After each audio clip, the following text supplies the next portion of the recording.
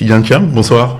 Bonsoir et bienvenue à toutes et à tous sur 20h25, qui est un rendez-vous que j'ai souhaité prendre avec l'opinion ivoirienne pour communiquer directement et donner mon avis sur des questions d'actualité. Merci. Alors, actualité, je pense qu'actuellement, c'est la RLE, ou révision de la liste électorale. Quels sont ces enjeux? L'enjeu, c'est vraiment l'avenir du pays. Je pense que tout le monde sait qu'il y a une élection dans notre pays en octobre 2025 et je dis qu'elle sera déterminante pour la direction que doit prendre notre pays. Et donc, il est du devoir de chaque Ivoirien, Ivoirienne, de jouer son rôle et donc de pouvoir voter. Or, on ne peut voter que si on est enrôlé, si on est inscrit sur des listes. Tout à fait. D'ailleurs, on vous a vu donc pendant ce temps parcourir plus de 10 villes de la Côte d'Ivoire. Comment ça s'est passé? Écoutez, ce qu'on a essayé de faire, c'est d'aller vraiment d'ouest en est. Donc on a fait Mans, on a fait Duékoué, on a fait Gonaté, on a fait Bonon, pour ceux qui connaissent la carte de Côte d'Ivoire, on a fait Daloa, on a fait Boaké, Dimbokro, Toumoudi, ça fait une transversale, d'ouest en est. Ensuite, on a fait Abidjan, on a fait 6 des 10 communes, on a fait Atékoubé, on a fait Abobo, on a fait Adjamé, on a fait Opougon, on a fait Cocody, on a fait Bergerville, et puis ensuite Odiéné, pour finir. Parce que je tenais à aller au nord, c'est un engagement que j'avais pris en décembre 2023. J'irai partout. Et ça, c'est quand même significatif. Quand vous faites une telle sélection de villes à travers la Côte d'Ivoire et que vous constatez quelque chose, c'est que c'est une chose qui est réelle, qui est assez profonde. Ce qu'on a constaté partout, c'est une prise de conscience de l'enjeu, je pense supérieure à toutes les révisions antérieures, et une mobilisation croissante. C'est ce qu'on a observé. Première semaine, deuxième semaine, la quatrième semaine a été très forte. Je crois qu'on a fait pendant la quatrième semaine autant que pendant les 3 semaines précédentes. Okay. Ce qui indique vraiment une dynamique très puissante. Okay. Est-ce que vous avez été surpris par la réaction donc, des populations pendant que votre tournée? Moi, j'ai vraiment la conviction profonde. Je crois beaucoup dans l'intelligence collective. Et donc, je crois que les Ivoiriens sont très intelligents. Ils comprennent la situation dans laquelle on est et ils comprennent les enjeux et que c'est... Voilà. Donc, je ne suis pas surpris qu'il y ait une mobilisation. J'étais en tout cas particulièrement heureux de voir beaucoup de jeunes.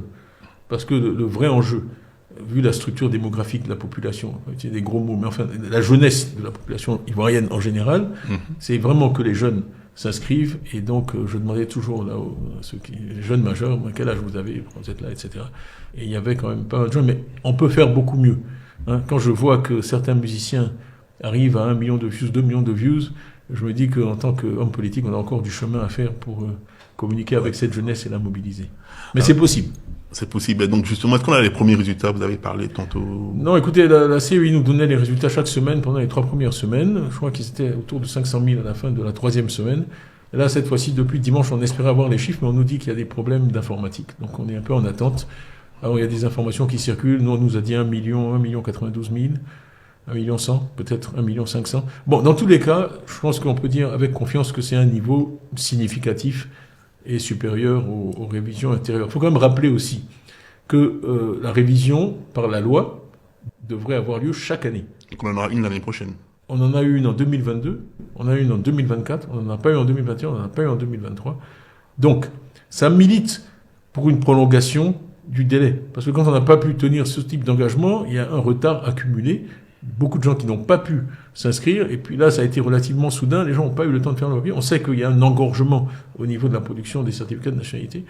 Donc pour moi, la décision d'arrêter et de ne plus rien faire avant, jusqu'à l'élection, serait vraiment impossible à justifier.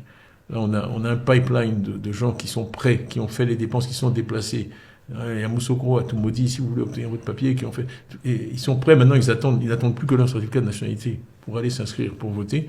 Je ne vois pas comment on pourrait, pour des raisons financières, leur dire non, vous ne pouvez pas voter, d'autant plus que la communauté internationale est très intéressée par cette élection, compte tenu de son impact, non seulement sur la Côte d'Ivoire, mais sur toute l'Afrique de l'Ouest, et que donc, moi, ce que j'entends en tout cas, c'est qu'ils sont prêts à financer la prolongation de cet exercice ou un nouvel exercice. Ça rendrait plus crédible les élections.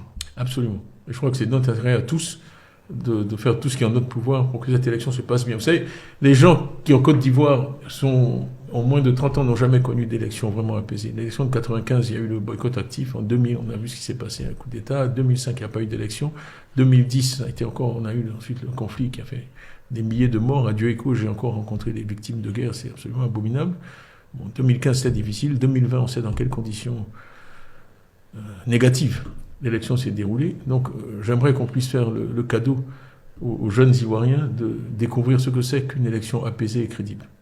Ouais, je pense qu'aussi, et je pense que donc votre message est vraiment très clair et bien passé.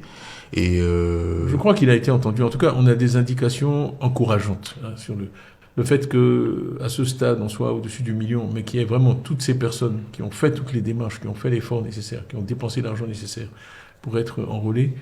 Pour moi, c'est prometteur pour la démocratie ivoirienne, et la démocratie est une étape incontournable sur le chemin du développement pour avoir des gouvernements qui sont à l'écoute des populations et qui sont tenus responsables par la population des résultats qu'ils produisent ou pas. On a environ combien d'enrôlés actuellement disons autour de 8 millions. 8 millions, ce qui est normal parmi les autres des autres pays. C'est pas beaucoup. Pour un pays où il y a 30 millions d'habitants, après on peut avoir un débat sur combien sont ivoiriens, etc. Mais dans tous les cas, pour vous donner une comparaison, le Ghana qui a 30 millions d'habitants a 17 millions sur la liste. Donc à 8 millions, on est loin du compte. Quand vous avez 35% de participation, comme aux élections du 2 septembre 2023, je ne veux pas ennuyer tout le monde avec des chiffres, mais ça fait en gros... Ah non, c'est important les chiffres. Ah non, c'est important. Ça veut dire que la majorité est à 1 million. Ça veut dire qu'avec 1 million, 1 million 100, 1 million 200 000 voix en Côte d'Ivoire, juste là, le nombre de gens qui sont enregistrés cette fois-ci, vous pouvez décider de l'avenir du pays, c'est pas possible. Merci Tidjane Thiam, merci de nous avoir eu aujourd'hui. Merci à vous. Pour cette première édition de 20h25. Il y en aura d'autres en fonction de l'actualité. On espère en tout cas.